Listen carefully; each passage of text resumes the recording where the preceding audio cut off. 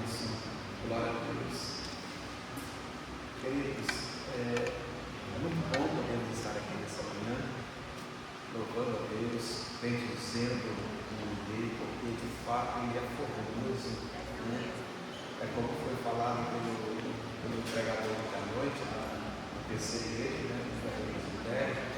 No 26 anos de trabalho, né? Deus é bom, mas na verdade, como meio, né? Deus é bom, né? Deus é bom o tempo todo, Deus é bom. Queridos, a gente vai continuar conversando sobre o Sermão do Monte, ou o Sermão da Montanha. Como já disse, né? Se nós conhecemos tudo aquilo que nós tivermos de Bíblia, de enciclopédia, e se ficasse para nós o Sermão da Montanha de Mateus, capítulo 5, depois do capítulo 7, alguns historiadores, alguns escritores vão dizer que para nós seria o suficiente. Porque de fato o que nós temos em mãos hoje é aquilo que o Espírito Santo conservou no decorrer da história, né, dos anos, dos séculos e décadas, e ao que chegou até nós, ao que o Senhor, né, deixou para nós. Então é suficiente. Mas se contudo, né, não tivesse todos esses escritos, se tivesse para nós somente o Sermão da Montanha, seria extraordinário para a nossa caminhada de fé cristã. E como nós estamos conversando, né, sobre o Sermão da Montanha, hoje nós vamos falar do versículo 9. A gente está finalizando as bem-aventuranças, e hoje a gente vai falar do versículo 9, que é a bênção para os pacificadores, tá bom? E o versículo 9 vai dizer que bem-aventurados os pacificadores, pois serão chamados filhos de Deus. Nós já conversamos sobre todas as que ficaram para trás, aqui nesse capítulo 5, e assim, a gente não está indo em correria, é para que da próxima vez que nós nos atentarmos para este capítulo e para esses versículos da bem-aventurança, para que a gente possa sempre trazer a memória, sabe? Com entendimento, né? Bem-aventurados os pobres de espírito. O porquê ser pobre de espírito? Para falar com a nossa condição espiritual, porque de fato, espiritualmente falando, nós somos pobres, pecadores. Então, bem-aventurado quando nós reconhecemos essa condição, porque uma vez que nós entendemos que de fato somos pobres de espírito, porque não temos, espiritualmente nós não temos nada para oferecer, mas Ele vem com a sua graça e com a sua misericórdia. Ou seja, então toda vez que nós nos depararmos com esses textos, com esses versículos, nós vamos ter a memória. É isso que eu estou falando, é isso que eu estou querendo dizer. Eu nunca me esqueço de onde eu saí, aonde eu estou me colocando, porque como eu disse, as bem-aventuranças, ela é um degrau, é uma escada, e nós estamos em uma escalada, e nós estamos indo na projeção. E o versículo 9 não é diferente. Bem-aventurados os pacificadores, pois serão chamados filhos de Deus. Esse versículo 9 ele tem que estar bem entrelaçado com o versículo 8. Bem-aventurados puros de coração. Daí a gente tem no versículo 9, é bem-aventurados os pacificadores. Isso não descreve aqueles que vivem em paz, mas aqueles que de fato promovem a paz. O fato só de eu viver uma vida em paz, isso não prova que eu sou pacificador. A prova que eu sou pacificador é quando eu estou em um ambiente que não está sendo promovendo a paz e eu estou ali como pacificador. Uma tradução mais atual é um agente de paz. Aonde eu estou, eu levo a paz reina. Por quê? Porque eu tenho o Evangelho de Cristo. E um dos maiores agentes para que nós sejamos pacificadores, para que nós sejamos agentes de paz, é o Evangelho de Cristo. Então, bem-aventurados os pacificadores. Isso descreve aqueles, não aqueles que vivem em paz, mas aqueles que de fato promovem a paz, vencendo o mal com o bem. Uma forma de realizar isso é por meio da divulgação do Evangelho, porque Deus nos confiou o ministério da reconciliação. Segundo Coríntios 5,18, alguns irmãos, se puder, abre para nós, 2 Coríntios capítulo 5, versículo 18. no evangelismo fazemos a paz entre o homem e Deus, que eles rejeitaram e ofenderam. A partir do evangelho que há uma reconciliação. É claro que nós passamos muito aquele texto, né? Lá quando Jesus vai dar o brado, o Pai está consumado. Houve trevas, houve um terremoto, e o véu foi rasgado de alto a baixo, e aquela barreira, aquela separação que tinha entre o homem e Deus, ela foi quebrada. É como diz o escritor aos Hebreus, e agora nós podemos chegar diante de Deus com interesse de coração, pelo novo e vivo caminho, a saber, Cristo. Ou seja, então aquela barreira que impedia o homem, né, de se chegar a Deus, ela foi rompida. Na cruz ela foi vencida. Agora o homem, ele pode usar o veículo de comunicação que se usava lá no Éden, onde Adão e Eva se comunicavam com Deus a partir do Espírito. O homem agora não mais está sendo governado pela alma, né? Não, agora nós temos o Espírito Santo. Nós estamos vendo agora, né? Finalizamos o livro de João, né? Agora entramos no Evangelho de Atos, mas está lá em João, né? Quando Jesus disse que eu não vos deixarei órfãos, mas vos enviarei o outro, né? O outro é o palas paracletos, né? Do grego, que é um semelhante a mim, aquele que é igual, que vos ensinará todas as coisas. Então nós agora comunicamos com Deus através do Espírito. E aqui o que nós temos, as bem-aventuranças, é Deus tratando com o homem a partir de Jesus Cristo. Lá no sermão da montanha, toda a multidão estava ouvindo Jesus no lugar mais elevado, e ele está ensinando aquela multidão, está mostrando o caminho para aquela multidão. Qual é o caminho que nós devemos andar para que possamos chegar cada vez mais a Deus? E é a partir desses ensinos do Senhor da montanha. Bem-aventurados os pacificadores. A dificuldade que nós temos hoje é daquela ideia de paz, né? E uma paz mais interior, uma paz mais interna, e isso faz com que você se distancie de conflitos, não conflitos provocados por você, mas conflitos que estão à nossa volta, e muitas vezes nós entendemos assim: eu não tenho nada a ver com isso. Por que diz que eu não tenho? Nós temos, porque nós somos pacificadores. Onde há o conflito entre duas pessoas, nós precisamos. Não estou falando de ficar intrometendo, não é isso. Não estou falando de muitas vezes outros colocam em uma tal posição em que nós possamos ser um agente de paz. E muitas vezes nós omitimos. Às vezes temos uma palavra e nós não damos essa palavra. E aí a gente tem que ter esse consenso. Quem abriu para nós 2 Coríntios capítulo 5, versículo 18? Quem abriu para nós? Pode ler? Alguém pode ler para nós? Ora, tudo provém de Deus, que você considerou consigo mesmo por meio de Cristo, e Deus espera a reconciliação. A partir de Cristo, nós temos esse ministério da reconciliação, né? Ele é a propiciação, né, dos nossos pecados. Eu estava ontem conversando com ele sobre isso mesmo, que é maravilhoso, né? A Bíblia, autores diferentes, épocas diferentes, né? Cenários, culturas diferentes, e como elas se entrelaçam. Isso é maravilhoso. Mas é claro que o Evangelho não é sinótico, mas ainda também tem algumas semelhanças com os demais, com os três Evangelhos. Eu quero de novo. Quando a gente vê lá, eu falo isso para a igreja uma vez, e eu acho isso maravilhoso, que a partir de Cristo, né? E a propiciação dos nossos pecados para esse ministério da reconciliação. A pedra, aqui a pedra do sepulcro, né, do José, que era de Arimateia, então se deu o nome de José de Arimateia, né, mas fazendo o pão de guerra, está aqui a pedra, Jesus está sobre a pedra. O Evangelho de João, ele é bem detalhista. Enquanto Maria vai lá, avisa os irmãos, e os discípulos, depois os discípulos vêm, conferem tudo, aquela coisa toda, e eles voltam, mas a Maria continua no jardim. Ela continua ali. E de repente, ela está em um determinado lugar. Aqui está a pedra do sepulcro onde Jesus estava deitado. Maria está mais ou menos aqui, eu vou fugir daqui. E ali está, né?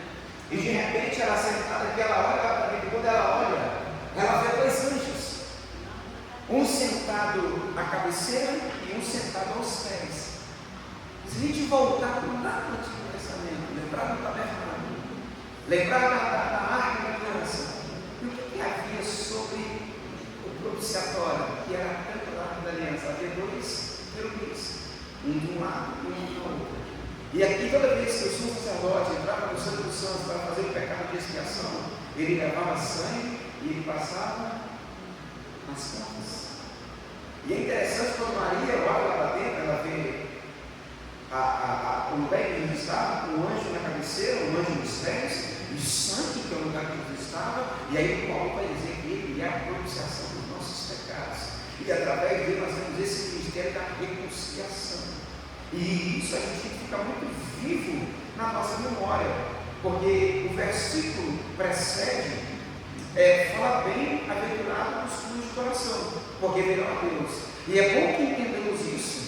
Devemos ser primeiros puros e depois pacíficos. Não tem como você ser pacífico se você não é puro de coração. Imagina se você tem queixas que precisam ser resolvidas, como é que você vai ser puro de coração? Como que você vai ser um pacificador? A nossa passividade nunca deve ser um pacto com o pecado, ou uma aliança com o que é mal. Não é isso, irmãos. Devemos socorro como se fôssemos pedras a tudo que é contrário a Deus e a sua santidade. Estando essa questão resolvida em nossa alma, podemos prosseguir com a pacificidade para com os homens, segundo esse motivo. O que esse livro diz. Não é que nós estamos aqui sendo muito comum aquilo que é errado. Não é isso, irmão. Mas é porque a gente precisa, nós recebemos Cristo. Eu sou do meu amado e do amado dele. Nós tivemos um encontro com Ele. Então agora a nossa vida foi transformada, restaurada. E agora tem que haver doçura em nossas palavras. Não é que você está com o pecado. Não, irmãos. Nós vencemos o mal com o bem. Não é passar a mão na cabeça, uma linguagem de hoje, não é passar pano, não é isso. Não. É sermos de fato pacificadores, mostrando o erro, mas não fazemos com que o outro feche o coração. Irmãos, isso é muito comum. Está aqui os irmãos que lideram, vou usar aqui, por exemplo, o princípio do Everton. Muitas vezes ele tem uma demanda para resolver e ele tem lá pessoas que ele precisa de estar orientando, de estar auxiliando eles. E dependendo da forma que ele falar, dependendo da pessoa que é receptiva à fala dele, não é que ele não pode falar, não é isso, é como falar. É como falar, porque tem pessoas que, dependendo do seu temperamento, quanto mais pressão você fizer sobre ela, mais ela se fecha e ela não produz. Agora, tem pessoas, quanto mais pressão você coloca sobre ela, mais resultado ela te dá. Então, até isso tem que ser pacífico até nessa hora. Eu tenho lá na saladeria o Vinícius e o Willis. O Vinícius, muitas vezes, ele é mais brutão no temperamento, então por aí a gente pode chegar junto. Mas eu tenho o Willis. O Willis, dependendo da forma que eu chegar, aquele dia, se eu chegar, eu tenho que ter o Willis. Quantas das vezes, quando eu peguei o Willis para poder ensinar, a gente já está junto tem mais de 15 anos, eu, Vinícius e Lívia, eu falo para eles que eu passo mais tempo com ele do que com a minha esposa, que a gente trabalha junto tem muitos anos. O Willis, às vezes, eu passava um serviço para ele, às vezes eu saía quando eu voltava. O serviço estava errado. E tem gente que fala assim, o que eu fazia? O Willis, rapaz, está ficando bacana aqui, mas eu acho que se a gente for por esse caminho aqui, vai ficar melhor. Rapaz, é mesmo, aqui consertava assim e o dia era produtivo. Agora, eu poderia mudar esse sentimento do coração dele, porque de alguma forma, entre aspas, esse poder está por mim. Então, é da forma que eu me achei. Então, ou seja, bem-aventurados pacificadores, aqueles que têm o ministério da reconciliação. É da forma que você chega, que você não perca o coração do outro. Porque muitas vezes nós, nessa santidade nossa, muitas vezes fazemos com que as pessoas fechem o coração para nós. Já viu aquele ditado que a pessoa diz, nossa, lá olha. Gente, isso é muito comum e notório dentro do nosso vínculo familiar e do nosso vínculo de relacionamento. Eu falo por experiência, a gente frequentava muito mais a roça do que frequentava cantamos hoje, né? Um tempo diferente. E muitas vezes chegava lá nas casas, sempre tinha um aniversário, a gente ia. E quando a gente tinha um aniversário, era o pessoal os irmãos muito católicos, muito praticantes. E às vezes chegava e o pessoal sabia que estava na casa do vô e já mandava mensagem assim, aniversário aqui hoje, do fulano de tal, e eu quero que vocês venham, e o neto do Zé Divino é que vai fazer o culto para nós. Mas o culto deles é fazer a oração. É fazer a oração. O culto deles é fazer a oração. Porque no outro tempo, o pessoal começava a ficar meio assim, depois eu conquistei isso também, porque geralmente sempre ficava com o pessoal que conduzia a paróquia, né, que tinha lá. Aí com o tempo, então, quem passou a ser eu. Toda vez que chegava no aniversário, o filho do José Divino, o neto do José Divino, vai fazer uma vez no culto. Aí a gente reuniu o pessoal, aí fazia a oração, e quando finalizava, eu falava, irmãos, agora a gente não pode deixar de lado, né? A gente precisa fazer também a nossa oração modelo, a oração que Jesus nos ensinou. Aí os católicos desarmavam, a gente orava para eles. Outra hora, ou hora sim, hora não, eles oravam a Ave Maria, mas não tinha problema nenhum, e a gente finalizava e tudo certo. E aí às vezes a gente ia brincar de bola, um ou outro, eu sempre ouvia eles conversando assim, a gente brincando de bola no campinho lá perto da igreja católica, alguém dizia assim, esse neto do seu Zé Divino, ele é um crente diferente, né? Ele não é igual aos outros, não. E assim, com isso ia ganhando o coração deles, sabe?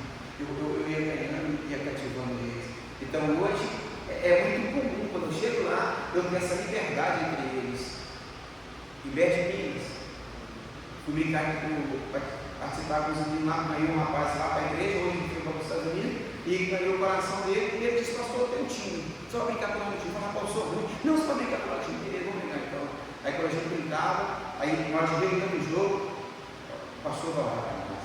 Aí eu orava, e após a oração, eu fazia a oração do Pai Nosso, e deixava eles, como era de costume deles, rezar a Maria, e depois a gente seguia. E assim fiz muita amizade com eles, fui muito bem recebido por eles, porque nós somos chamados para ser pacificadores. Você foi chamado para isso, você foi chamado para o ministério da reconciliação, irmãos. E muitas vezes a sua falta nessa perseverança, você está distanciando as pessoas. Ao invés de você trazer para perto, para você exercer o ministério da reconciliação, você está distanciando elas. Então tome muito cuidado com isso, tá?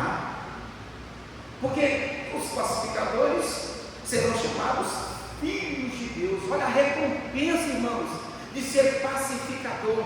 Você vai ser chamado de filho de Deus. A recompensa dos pacificadores é que eles são reconhecidos como verdadeiros filhos de Deus.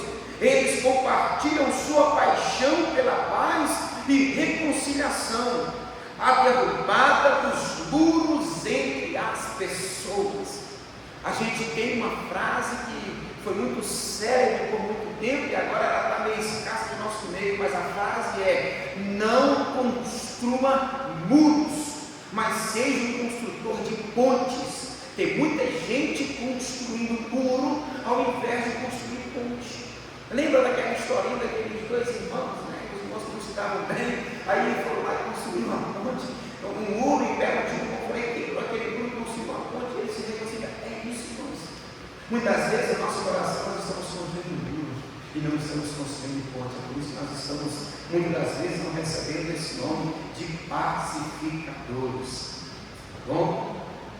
Ele é abençoado por Deus, embora o pacificador possa ser maltratado pelo homem, ele é abençoado por Deus. Ele é abençoado por estar entre os filhos de Deus, adotado em sua família, cercado de irmãos e irmãs ao longo do tempo. É isso, irmãos. Segundo Spurgeon, e às vezes ele se coloca entre os dois, quando estão muito zangados e recebem golpes de ambos os lados, pois ele sabe que assim fez Jesus, que recebeu os golpes de seu Pai e de nós também, para que assim, ao sofrer em nosso lugar, a paz pudesse ser feita entre Deus e o homem, segundo Spurgeon. E aí? Está pouco o que nós estamos fazendo? Como diz o velho ditado, está bom ou quer mais?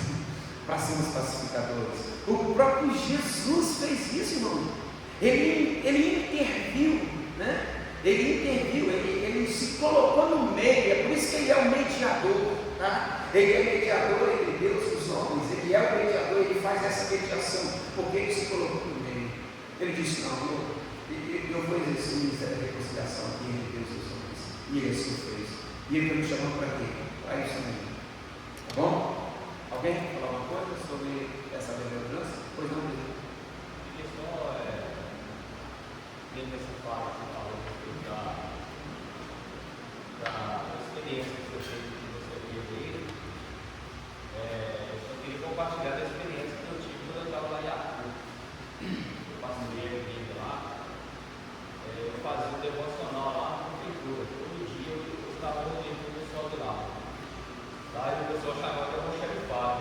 Minha mãe, o pessoal reunia antes de sair para trabalhar, de pegar as ferramentas deles, era o lugar que ficava a ambulância, o caminhão de lixo, o pessoal que ia varrer rua. Aí eu decidi fazer um devocional, foi até na época da pandemia, porque cidade pequena como Iapu, foi muito rígido, né? O controle lá. Então as igrejas não podia ter culto. Eu já vi ninguém podia ir na igreja, então eu ia lá todo dia, eu fui lá todo dia de cedo, durante 2 anos.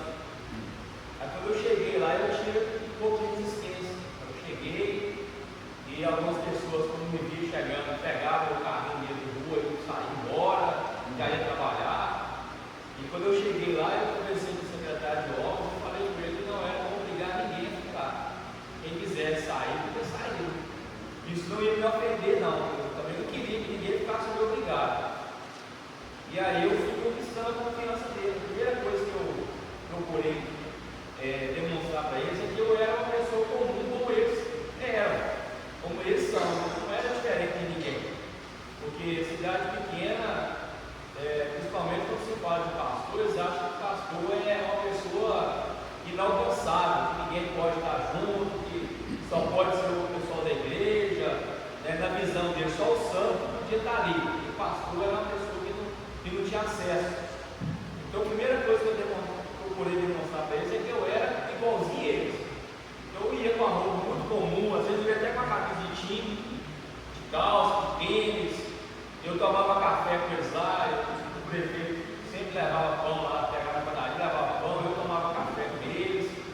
Aí depois eu ia para aquele momento devocional, abria um versículo e fazia um comentário assim, bem breve, porque não tinha muito tempo para ficar lá. Tinha mais ou menos uns 10 minutos, às vezes 5 minutos, e para mim era o suficiente. Né? E aí eu fui conquistando a confiança deles. O meu objetivo não era contar para ninguém, e não era também, o meu interesse não era levar ninguém para a igreja onde eu pastoreava. Eu sempre deixei bem claro lá para eles, a minha intenção aqui não é levar nenhum de vocês para uma igreja. Se vocês quiserem ir, para mim vai ser bom, eu vou me sentir honrado por receber vocês lá. Mas não é a minha intenção. Meu objetivo aqui é orar com vocês. É um momento difícil que estava vivendo, né, na época da pandemia. Então, meu objetivo aqui é orar com vocês, abençoar o dia de vocês. E aí eu fui conquistando a confiança deles. Aquelas pessoas que saíam, quando eu chegava, elas não iam embora mais. Muitas delas me procuravam depois que eu terminava o meu momento, do meu devocional. Elas pediam para me esperar um pouquinho, para conversar comigo, me pediam oração, compartilhavam comigo da vida deles, né, das dificuldades que eles tinham. Alguns deles chegou a compartilhar comigo, às vezes até de filho que estava entubado, pedindo para me orar, para Deus, né, abençoar. E realmente Deus abençoou, tirou da intubação e voltou a pessoa para casa. Então assim, eu não criei nenhum tipo de resistência, né? Não quis que isso criasse a resistência. Eu falei com o secretário de obras, eu não quero que ninguém fique aqui obrigado. Eu quero que a pessoa fique que ele quer ficar, que ele deseja ficar. Então as pessoas que tinham resistência comigo, depois a gente acabou criando até um laço de amizade. Às vezes me via na rua, me chamava, a gente parava, conversava. Então eu imagino, eu creio, né, que essa questão de ser pacífico, né, de se promover a paz, é justamente isso. Né? Às vezes a gente perde a oportunidade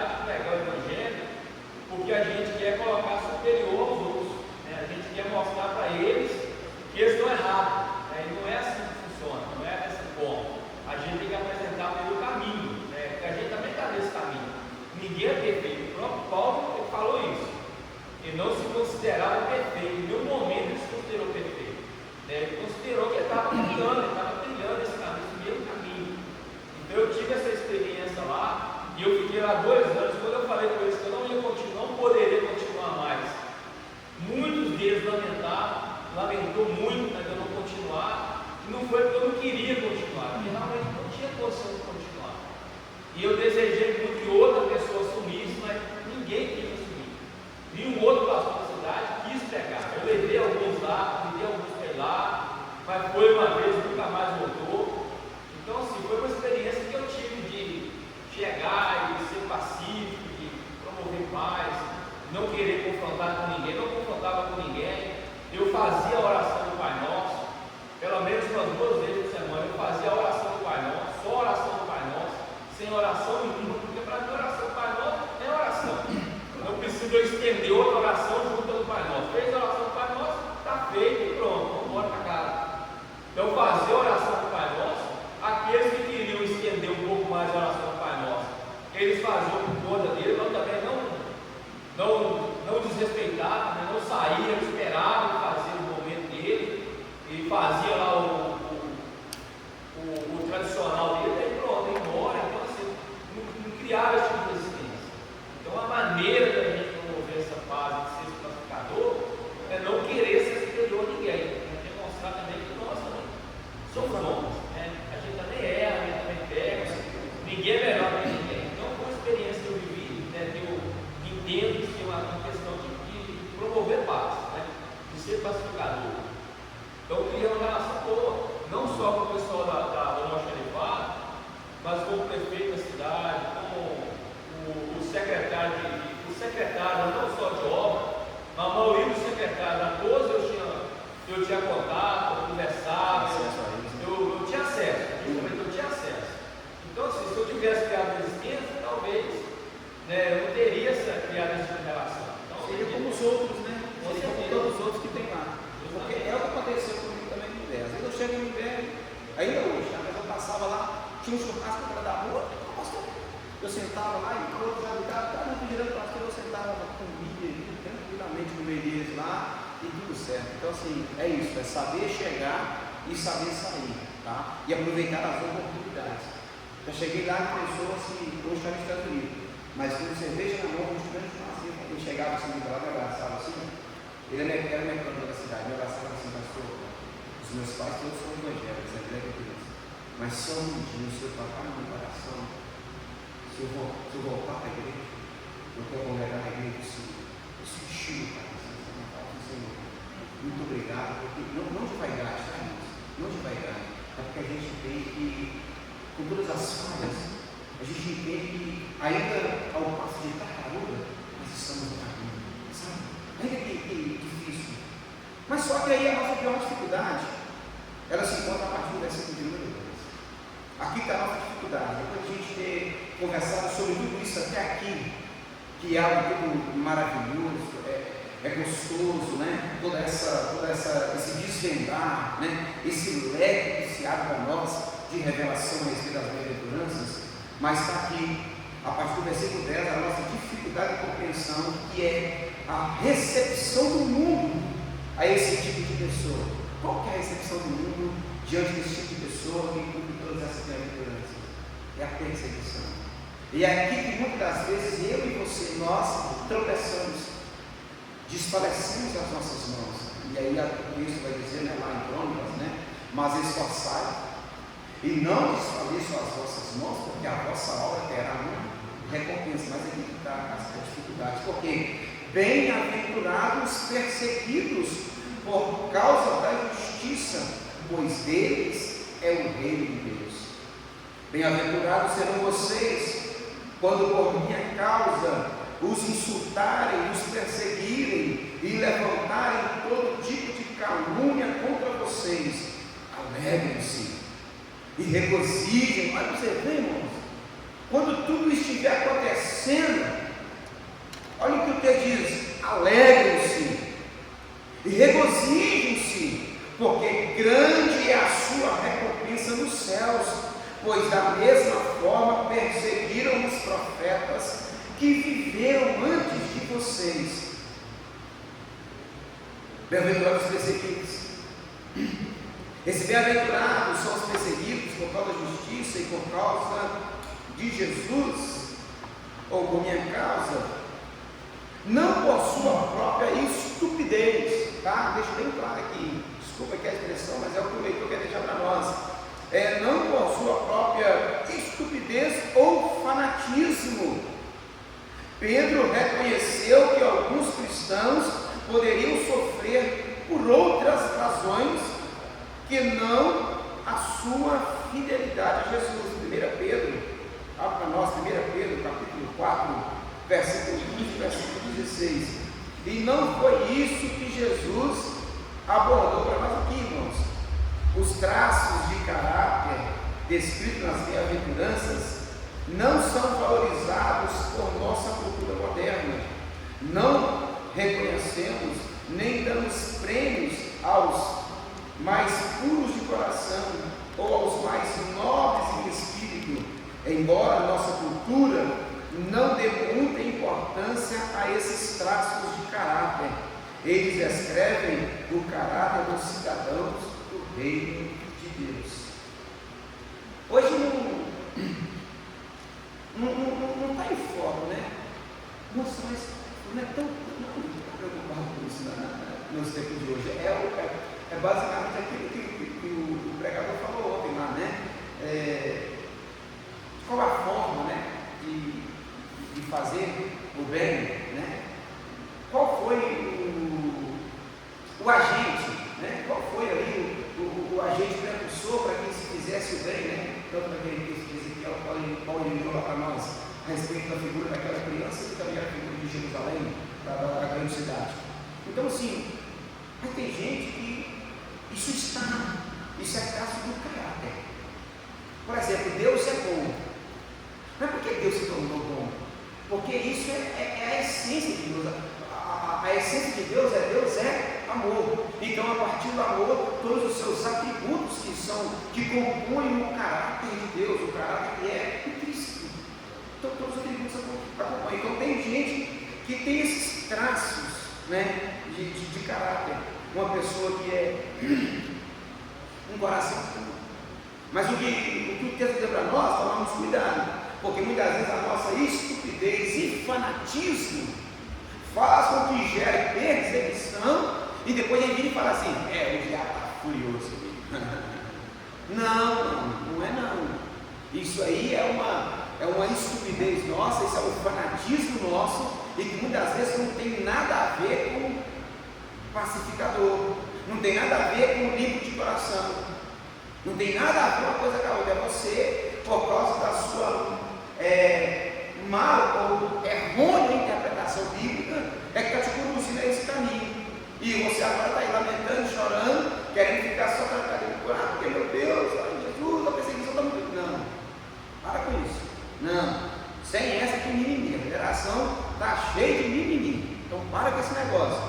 Está vendo aqui? A perseguição não é por causa de você. Bem-aventurados perseguidos por causa da justiça, pois eles é o reino dos céus. Quem abriu para nós 1 de Pedro, capítulo 4, versículo 15, versículo 16? Lê para nós.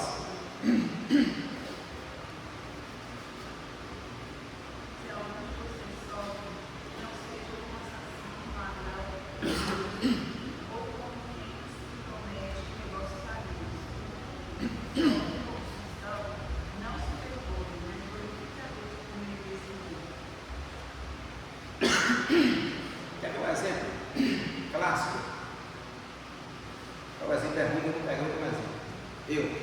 Por exemplo, envolvi numa situação que seja ela aí, briga e tudo, aquela coisa toda, e ali eu ia servir demais, nem precisava servir de uma defesa, mas acabei ali matando a pessoa. Meu Deus, misericórdia mesmo. Aí eu vou ligar para o joelho, ligar para o joelho. No mesmo lugar, ligar para o joelho, me arrependo, Senhor, que misericórdia mesmo. Eu te peço perdão, Senhor, por causa disso, momento de ira, Senhor. A gente vai dar mão ao pecado, né? Foi uma fraqueza, Senhor. Foi um equívoco, né? Porque a gente dá mão ao pecado agora, né? Nunca assume que é pecado. Foi um erro, Senhor. Foi uma fraqueza minha. Não, foi pecado. Beleza, Deus me perdoa, tranquilo. Mas aí deu 5 minutos, já estava acionado 190. Aí o policial chegou e me entendeu. Mas por quê? Porque eu cometi. É isso que nós estamos falando. Né? É isso que está o texto dizendo. Não, beleza. Aí eu peguei e fui lá. Né? Aí, bom comportamento, aquela coisa toda. Aí, daquela pena foi reduzida. Paguei lá, vou usar agora o exemplo do meu irmão, né? Aí paguei lá praticamente 9 anos.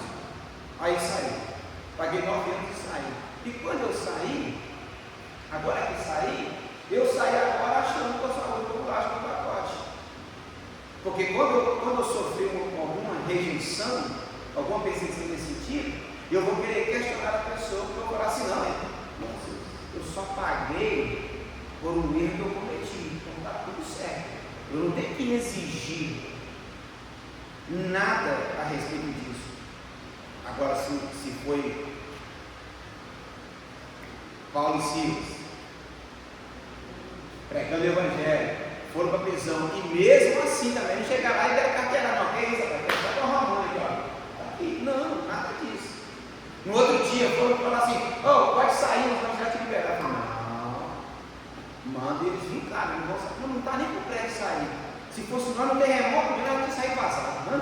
Fala a verdade, não. No terremoto o carcereiro está lá, imagina se fosse eu e Flaviano, nós estamos lá, aí o terremoto aconteceu, o terremoto, as cabeças abriram, e de repente vê o carcereiro vai se enjoelhar, o que tem que fazer para você salvar, rapaz, o Flaviano, eu tenho que ir embora, eu vou ficar porque a gente mais quer, irmãos, cantou a pedra do outro, não, ficaram lá, diferente, irmãos, bem-aventurados perseguidos, irmãos, a gente tem que entender isso, a igreja primitiva entendeu isso.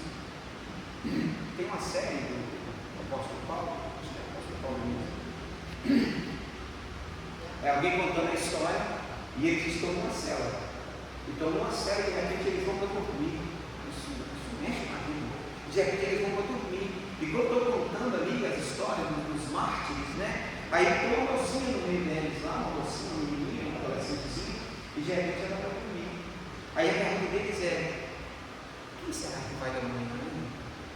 Aí alguém fala assim, olha, não importa quem é que vai ir, mas quem for vai chegar muito mais rápido até Jesus. Aí naquela vai dormir, ela vai falar assim, não, amanhã não disse eu, porque eu estou ansiosa para encontrar com Jesus. Esse negócio, não mexer com a gente, irmãos, porque nós vivemos nessa vida achando que nunca vamos morrer. E o problema todo é que a gente está tão arraigado aqui, nesse mundo, que quando surge uma pequena dorzinha no dedão, a gente está preocupado com Deus. Tem me livramento do Senhor, porque eu não sei o que isso pode ser, Jesus. A gente fala da morte, mas fala com muito medo. E aquele povo falava com muita naturalidade, irmãos. Eles falavam com uma naturalidade tremenda. E nós, eu não gosto de conversar sobre esse negócio, não. Né? Eu já tenho medo de falar sobre isso. Né? Mas pode ficar tranquilo, que a única certeza que nós temos é a morte. E quer ficar mais tranquilo? Ela nunca vem na véspera, pode ficar tranquilo, ela só vem no dia. Então pode ficar tranquilo. Né? Não, também, não, não. Só para você entender aqui, ó. A morte um dia se encontrou com o camarada, fez um acordo com ele, e de repente ele fez um acordo com ele, quando chegou o dia dele, cangaceiro escravo, né? Mas a morte dele, quando chegou no dia dele, aí ele chegou no patrão dele, que cuidava da fazenda, patrão, me arruma um cavalo bom, um carro de dinheiro, eu vou ter que sair, porque meu dia de morrer hoje, eu não morri não. E ele vai, pega o cavalo, se amarra, ele sai passar. E ele está pensando para onde ele vai, de repente ele sobe o corrinho, come um rochedo, e ele vai aquele rochedo, menino ali, de repente ele acha uma caverna. E quando ele encontra uma caverna, ele vem nessa caverna, e ele vem na caverna, perto do pé, e ele se esmaga para trás, e quando ele entra na caverna, de repente, sai dentro da caverna, uma foice na mão, e andando dele, e na caverna, que surpresa, rapaz! Eu já estava livre de buscar. Ninguém pode dela, irmão. Ninguém pode nesse dia. Não tem jeito. E quanto mais você acorda, você está correndo para ele, para esse dia, para esse encontro. Então, bem-aventurados perseguidos.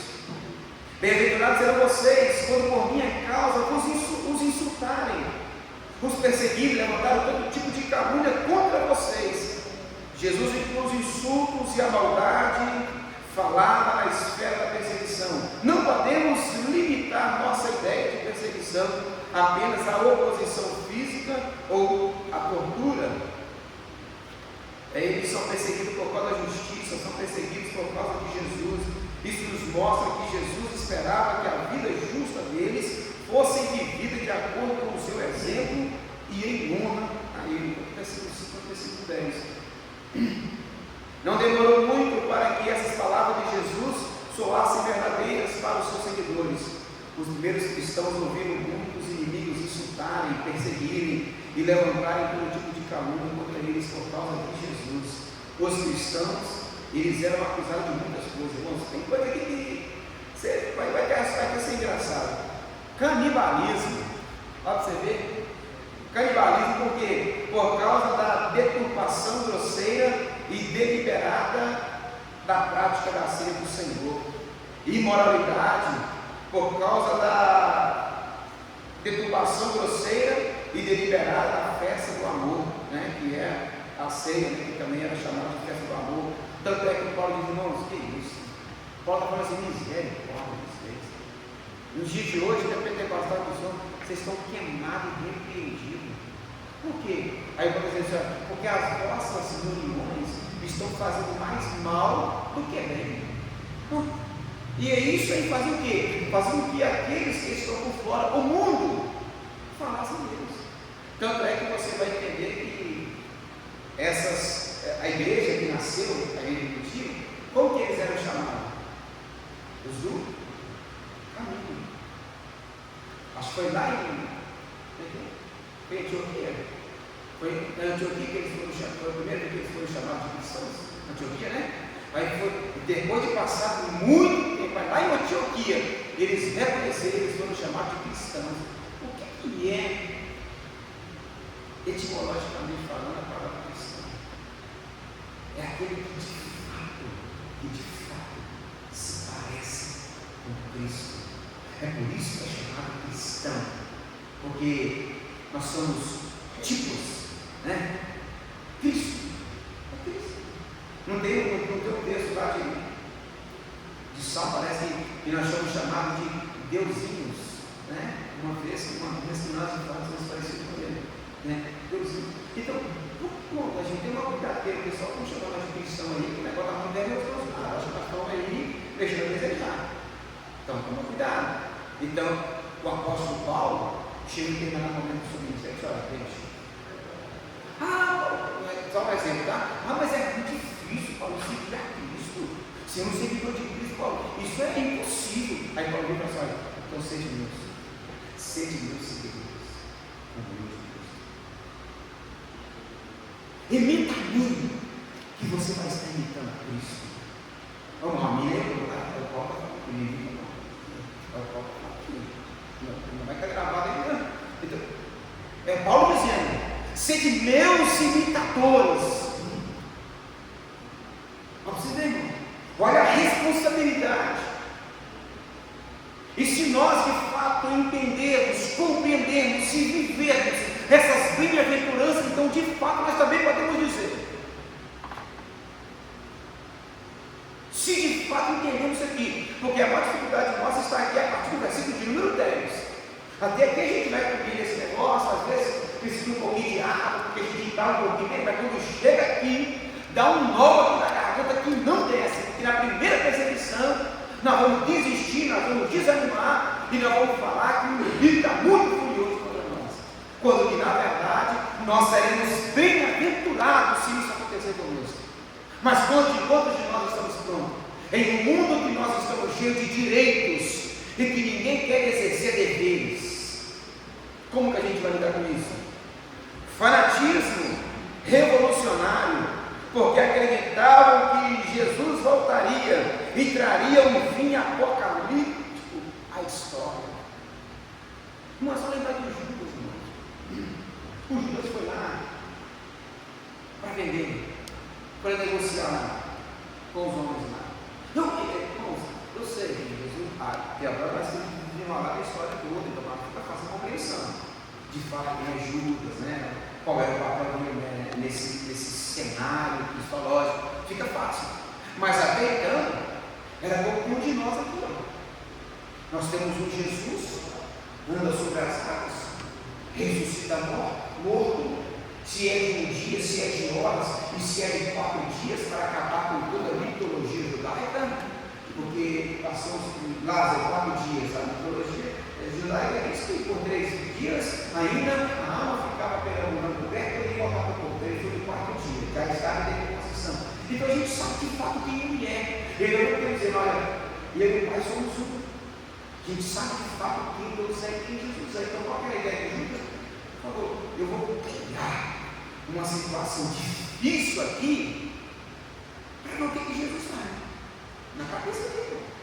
E ele foi lá, vendeu Jesus por um velho de prata. E de repente, quando ele chega, cara, ele quer só toda. Talvez ele pensava assim, não, agora vou chegar lá, junto com esses servos aqui no sumo sacerdote, e quando Jesus perceber a situação, né, ele vai invocar uma multidão de anjos, vai ser um exército glorioso, nós vamos vencer, se ele não sair do jugo de nós. Né?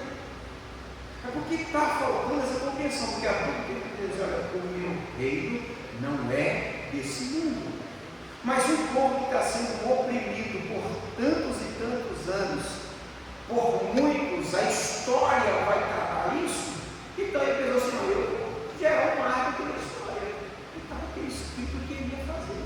Até o que ele ia fazer estava escrito. Mas o que nós somos chamados é a tomarmos esse cuidado. Cuidado com esse fanatismo revolucionário. Parece que o Paulo, quando chega lá nos irmãos, acho que é de Gálatas, parece, os irmãos não queriam fazer mais nada, não sei se é. Não é Gálatas. Os Gálatas eram os irmãos que estavam usando as suas insensatezes. Paulo chega e fala, ó, insensato Gálatas. Ou seja, isso. Vocês começaram tão bem, para com isso. Mas tem um outro grupo, acho que foi uma carta que ele escreve aos irmãos, porque os irmãos, o Paulo passou por lá e falou assim, ó, irmãos, vamos ficar tranquilos, vamos aguardar para Cristo. Aí ele não falou mais nada. Tessalônica, eu acho. Aquele dia foi em Tessalônica, como é que ele escreveu, irmão, não é assim o negócio, não. Preste atenção, eu vou explicar para vocês aqui, ó, irmão, vocês têm que entender o seguinte, se dará quando? Soará a primeira trombeta, e os vivos e os mortos ressuscitarão primeiro, e logo em seguida, não tem Coríntios, mas parece que tem uma carta menor também. Eu acredito que talvez seja Colossenses, não tenho certeza. Onde ele vai ter falar sobre a morte, parece. Aí ele vem e fala assim, irmãos, os mortos estarão primeiro, e logo em seguida nós também seremos transportados no abrir e fechar de olhos. Mas não é agora, mas enquanto isso, segue-se a vida. Continua assim, nos afazeres, pregando o Evangelho, fazendo as obras, glorificando a Deus e responsabilidade do dia a dia também, não é cruzar o braço, eu vou cruzar o braço e eu vou voltar. Lembra aí que uma frase célebre chegando pelo Espírito, até eu fico assustado com ela: 1000 passará, 2 não alcançará. Quem lembra disso? O ano 2000, o mundo ia acabar. O ano 2000, o mundo ia acabar. Teve gente aí que desfez as suas fazendas, desfez tudo que tinha, porque o mundo ia acabar. Tem pessoas que se endividaram porque o mundo ia acabar. E eu fiquei contando isso, meu Deus do céu, e eu estava na igreja, e não passará, 2 não alcançará, chegou nos 2, e agora tem 2026 já, irmãos. Nós estamos em 2026. 2026. Então assim, esses são tomados desses fanatismos, né? Divisão de famílias, porque quando um dos cônjuges ou um dos pais se tornava cristão, geralmente havia mudanças e divisões na família. Havia também traição, porque eles não honravam os deuses romanos e não participavam da adoração ao imperador. Irmãos, isso aqui foi algo revolucionário para aquele tempo, irmão. Jesus chegou, você lembra que ele disse, né? Aquele que não deixar pai e mãe, naquele que eu não vou falar para você, mas vamos lá para Jesus. Talvez tem pessoas aqui na igreja que, se você não tem aqui você vai conhecer de alguém, uma família de católico praticante, aonde que um dos membros agora, alcançado por essa maravilhosa graça, por essa irresistível graça, teve uma inclinação por Cristo e foi para a igreja evangélica. Não. Ao ponto dos pais falaram assim, você não é mais meu filho. Não, eu não te considero mais como filho, você não é mais parte dessa família. Quem aqui talvez não viveu isso, ou talvez não conheça alguém que viveu isso. O filho que se converte, de repente, você não vai morar com continuar com essa bobeira, parece, se você continuar com essa palhaçada, você não entra mais nessa casa. Irmãos, eu conheço pessoas que têm esse testemunho. Você deve conhecer alguém que tem esse testemunho. Isso, não estou falando de 2 mil anos atrás, estou falando de agora, de hoje. Agora você imagina aquele tempo. Imagina aquela época, irmãos. Aquelas mulheres mesmo, muitas delas que estavam com Jesus, eram alcançadas, mas os esposos não eram. Sabe? Está aqui. Ninguém teve o privilégio de chamar Timóteo e de ter a avó e a mãe que é evangélica. Ninguém tem esse privilégio. Não. Então aqui geraram as perseguições. Mas aí que ele disse, diante de toda a perseguição que ele sofreu, que eu e você também sofremos, ele disse: olha, alegrem-se e regozijem-se. Literalmente poderíamos traduzir essa frase para dizer que os perseguidores deveriam saltar de alegria. Pois não. Que os perseguidores deveriam saltar de alegria, porque os perseguidos terão grande recompensa nos céus, porque os perseguidos estão em boa companhia. Os profetas anteriores a eles também foram perseguidos. Irmão, salte de alegria. Não é uma perseguição contra a sua pessoa, não. É uma perseguição por causa da justiça, por causa do Evangelho. É isso que o texto diz para nós. E de fato, tão preparado para isso? Será? Meu Deus do céu, tem misericórdia de mim, Senhor. Eu acho que é muito difícil a gente compreender essa questão de perseguição. Porque, primeiro, não é a cultura dos países ocidentais. Desse lado ocidental não tem essa política de perseguir cristão, essa política. Principalmente no Brasil, porque o Brasil é laico, não tem uma religião predominante. Então, geralmente, as pessoas sofrem isso, as pessoas que moram no país do Oriente. Eu tenho um amigo mesmo, pastor, que ele é missionário lá no Camboja, já tem 15 anos que ele está lá, pastoreando lá. E ele conversa muito comigo, a gente conversa praticamente, pelo menos umas 2, 3 vezes por semana a gente conversa.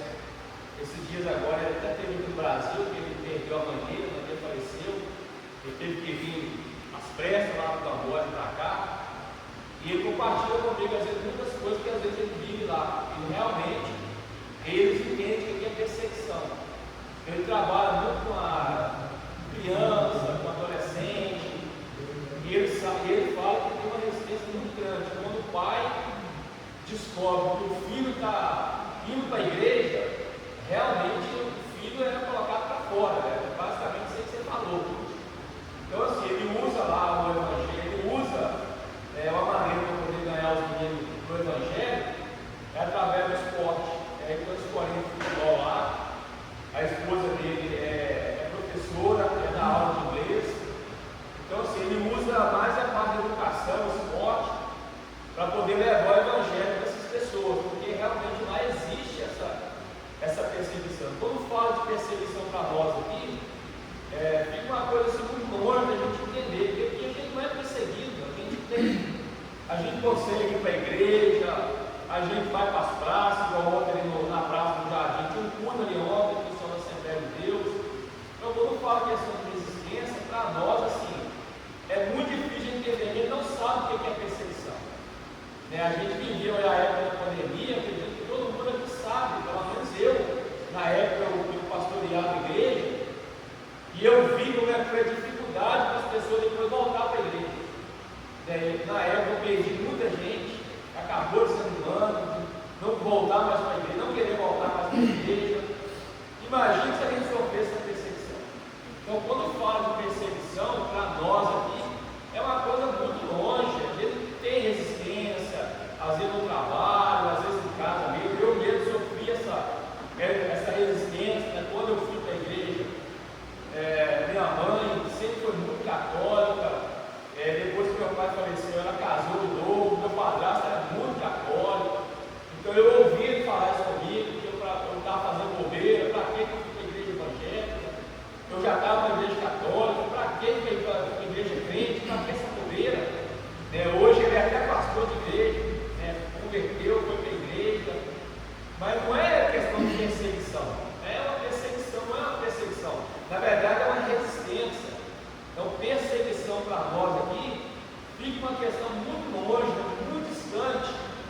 para a gente poder realmente falar assim, eu estou sendo perseguido.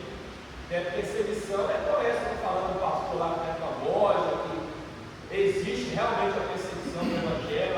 Se o pai descobrir que o filho está vindo da igreja, coloca ele para fora, fala com ele que não é meu filho mais, não é meu filho mais, ou é isso que deve sofrer até uma agressão, apanhar, porque está falando que está na igreja. Então, para nós aqui no Ocidente, é muito complicado a gente falar sobre perseguição, porque se a gente sofresse a perseguição que o pessoal do Oriente sofre, eu acreditaria que as igrejas estariam completamente vazias, porque a gente não tem resistência para viver perseguição, a gente não tem, então a nossa cultura é essa perseguição. Então fica o ponto de interrogação. Se de fato, nós vamos, claro que a gente não sofre esse tipo de perseguição aí, é algo muito cultural, né? Então, se de fato nós não sofremos essa perseguição, e se de fato o que a gente tem aqui é de lutar contra algumas coisas que vêm ferir o nosso princípio que diz respeito às nossas leis, né? A gente tem que lutar, por exemplo, muitas vezes eles querem passar algumas pautas lá no plenário, e aí a gente tem que lutar contra isso porque a gente tem o nosso princípio que hoje a gente não é somente uma questão de caráter, mas uma questão de princípio que nós aprendemos acerca de Cristo. Então, se nós não sofremos perseguição de tal ponto, né, de gerar essa perseguição à morte, então, se esse povo está sendo perseguido por conta da justiça, é para eles se alegrar e se regozijar. E se nós não sofremos essa perseguição, então nós muito mais nos alegramos e regozijar. Se a perseguição vem, a igreja, aparentemente eu concordo com você, tá? Estaria vazia. Mas em contrapartida também, não só perseguição, a igreja também não chega. O que tem acontecido conosco? É o que eu estou dizendo. O que tem faltado para nós é o examinar as Escrituras. Porque, desculpe que eu vou dizer para vocês, eu sempre bato na tecla lá em casa com os meus filhos, né, com a família. Cristo tem que ser a nossa prioridade. Precisa ser a nossa prioridade, irmãos. Há uma necessidade de ser a nossa prioridade, porque nós, como diz o apóstolo Paulo em Romanos, se a gente não tomar cuidado, nós estamos nos conformando. Está tudo muito normal, irmãos. Muito normal, nós não estamos mais. Por exemplo, Deus é imparcial. E nós usamos muito de parcialidade. Partidarismo, dentro e fora, meio político, em todos os aspectos nós somos partidários. Em todos os aspectos, o que está acontecendo conosco?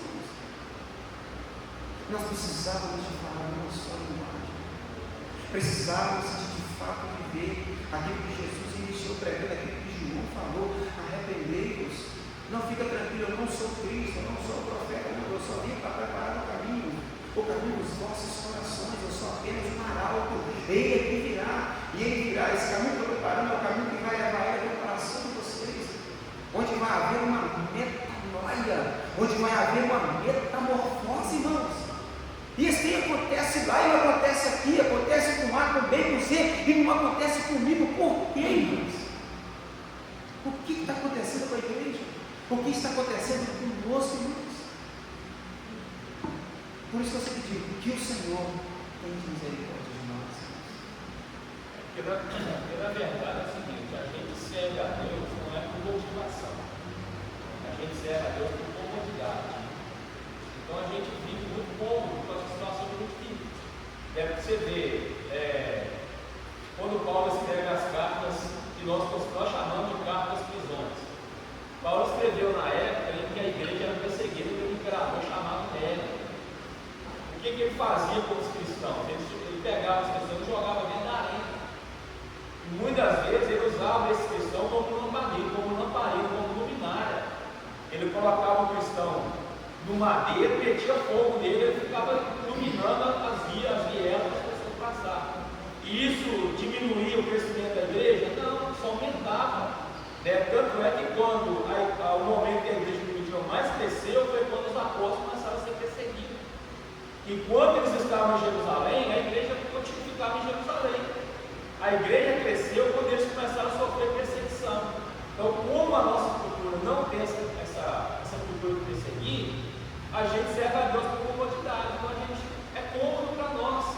A gente vem para a igreja, a gente vai embora para casa, está tudo certo. Amanhã, segunda-feira, a gente vai trabalhar, está tudo tranquilo. Então, a gente não tem aquela motivação. O que fazia a igreja, o que motivava a igreja a seguir a Cristo, era justamente isso. Era ser perseguido. E é isso aí que Jesus está falando. Não fica triste para ser perseguido, não, meu filho. Fica alegre. Você tem que alegrar porque você está sendo perseguido. Eu me lembro que quando eu estava na Belo Horizonte uma vez, a gente estava não sei se era numa festa, se era num culto normal, aí caiu uma pessoa endemoniada lá na frente da igreja. A pessoa caiu endemoniada, a irmã veio em mim, eu estava lá no fundo da igreja, ela veio até onde eu estava e falou comigo assim: ô pastor, o demônio está falando na boca da irmã que não gosta da igreja, não. Eu falei: ô irmã, levanta a mão para o céu, minha filha, glorifica a Deus. O ruim era se o demônio já estava feliz com nós. Você está falando que não gosta da igreja, que nós estamos fazendo a coisa certa. Não vamos preocupar com isso, não. A gente tem que ficar feliz. O demônio, a pessoa cai endemoniada, fala: eu não gosto dessa igreja, eu tenho que preocupar com isso? Não, eu tenho que glorificar a Deus por causa disso. Então a gente hoje serve a Deus por comodidade. É muito cômodo para nós. A gente não sofre nenhum tipo de resistência, de perseguição. Agora a igreja primitiva não. O que motivava a igreja a servir a Deus era realmente ela ser perseguida. Tanto é que na época de Nero, era isso que era feito com os cristãos, e isso não desmotivava eles, pelo contrário. Diz o historiador que quanto mais pessoas eram levadas na arena, muito mais os cristãos cresciam. Não era isso que fazia eles perder esse interesse. Isso motivava eles: não, nós vamos ir, nós vamos continuar. Por que o diabo mudou a estratégia dele hoje? Antigamente a gente via muita gente desviada, a pessoa que estava na igreja desviada. E o que a igreja fazia?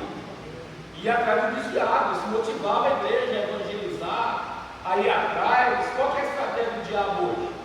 É manter a pessoa desviada dentro da igreja. Não tem esse negócio de tirar ninguém da igreja mais.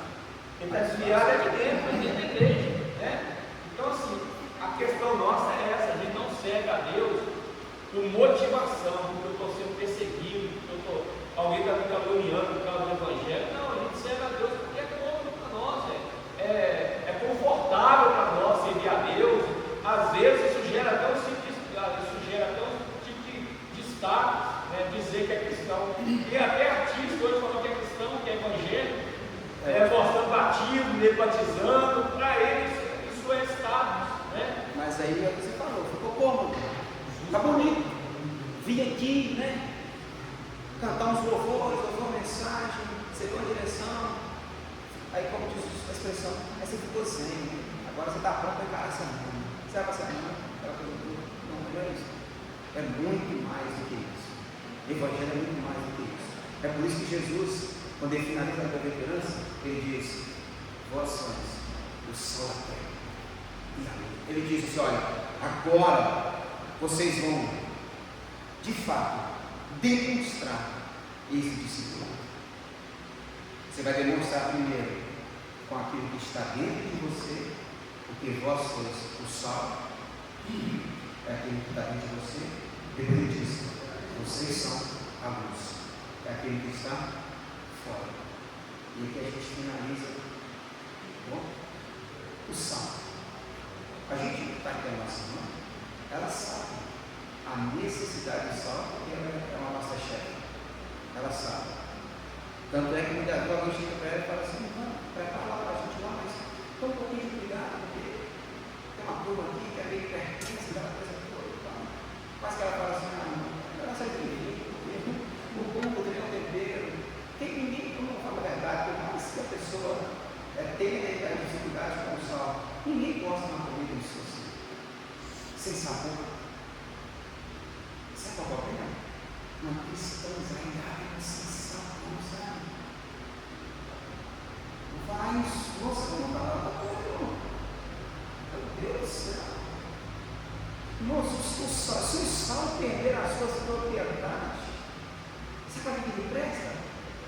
nada, senão para ser lançado fora e pisado pelos homens. O sal, que é um mineral, daquele tempo ele era muito puro, era o que? Cloreto de sódio, né? O sal é o cloreto de sódio, né? Isso, cloreto de sódio. Quando ele perde aquilo que é a sua essência, só sobra um pó branco por causa daquelas. De hoje não, né? De hoje ele se dissolve praticamente na água, porque o nosso hoje ele não sal comum, né? Uma maravilha de hoje.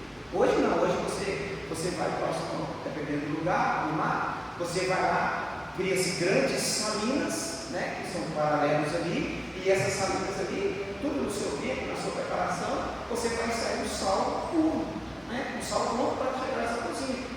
Mas naquele tempo, meu irmão, naquele tempo o sal era preciosíssimo.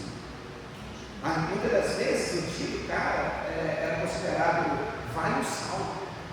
Algum é a história, mas não tem uma confidência de verdade.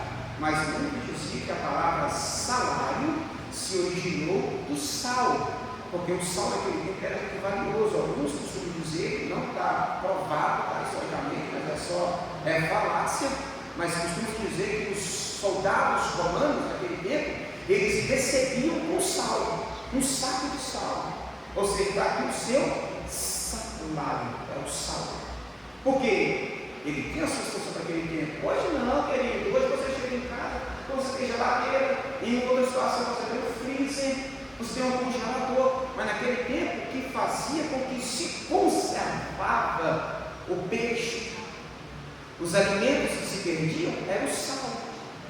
As viagens que se faziam, as embarcações que se faziam, sal. Então se usava muito sal. E naquele tempo, o sal que se usava, segundo os historiadores, era o sal que se saía com muita impureza.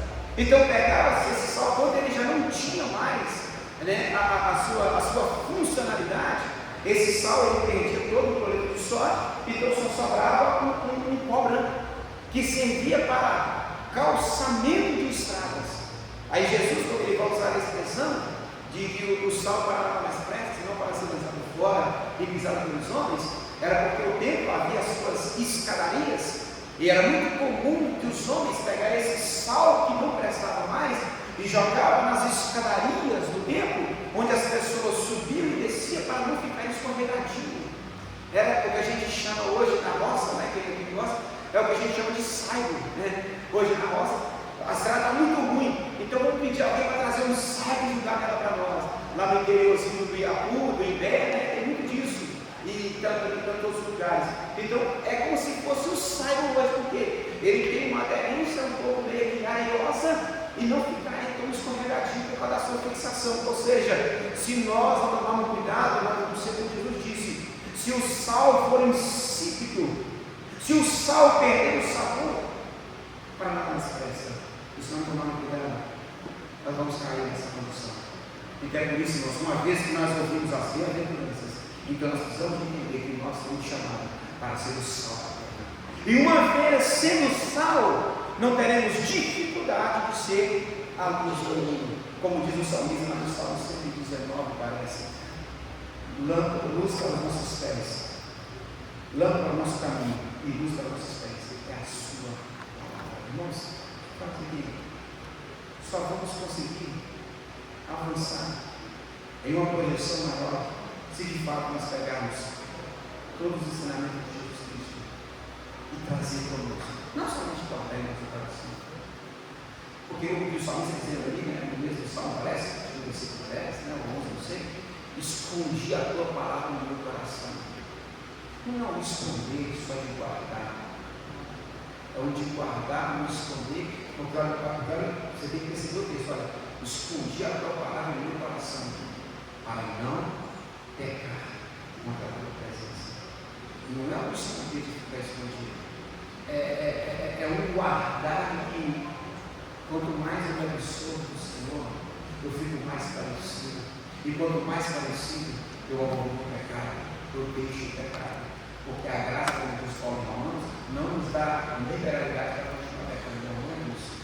A graça nos dá força para que nós podemos nos enganar, para que nós possamos abandonar e de fato Deus as bem-aventuranças em todas as suas esferas, para que o nome do Senhor seja glorificado. Eu entendo uma coisa, você foi chamado para ser sal da terra e luz do mundo.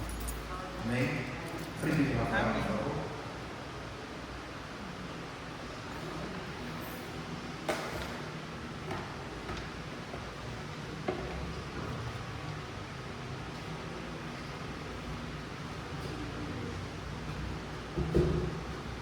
Graças a Deus, né, pela palavra ministrada aqui. Então, é muito aprendizado espiritual, cultural, né, como a gente aprendeu muito. Nós vimos aqui, nós aprofundamos muito sobre os pacificadores. Acho que o presbítero Flaviano, né, o testemunho é algo que exige sabedoria, né, para você ser pacificador. Depois que se depara com conflito, alguma coisa, rejeição, muita coisa, então você tem que ter sabedoria de Deus para você saiba conviver com isso, trazer solução, né? Porque a testemunha das rejeições que havia chegou a um ponto que as pessoas já estavam procurando, né? E para isso, porque ele ficou de mansinho, né? E conquistou as pessoas com sabedoria que vem de Deus, né? Quanto à perseguição, ele falou uma coisa, bastante coisa, questão cultural da época, e tem países aí, o Oriente Médio principalmente, que a perseguição continua na coisa. Quando Deus falou a respeito do mundo, né? O que aconteceu? O nosso, como diz nosso país é laico, nós às vezes não levamos a palavra, ou temos medo, não somos corajosos, deixamos de pregar a palavra, mas não com perseguição, nós temos toda a liberdade de pregar a palavra de Deus, amém? Mas foi muito interessante, né? Em todos os versículos que nós estudamos, então a gente, ensinamento de Jesus, para que a gente se torne melhor cada dia, né? Aprendendo a palavra de Deus e as colocando em prática. Hoje nós temos um grande culto, né? De ação de graças. Hoje é aniversário da nossa igreja, os 49 anos de emancipação, e que nós esperamos que logo convidamos pessoas, né, para encher a igreja. Hoje a gente comemorar aqui, né? Louvar a Deus com todo o nosso coração, né? Mais um ano de existência da igreja do Senhor aqui, a primeira igreja, né, renovada. Temos também um super bazar, que nós estamos pedindo pessoas para trazerem doações, né, de roupas, calçados, bolsas, acessórios em geral, né, para que façamos esse bazar para angariar recursos para a gente colocar o ar-condicionado aqui, que é o sonho de todos nós, né? Então vamos trabalhar em todas as áreas para que isso aconteça, né? Amém? Então, logo mais, nosso culto de louvor, adoração e ação de graças ao Senhor. Está vendendo cachorro.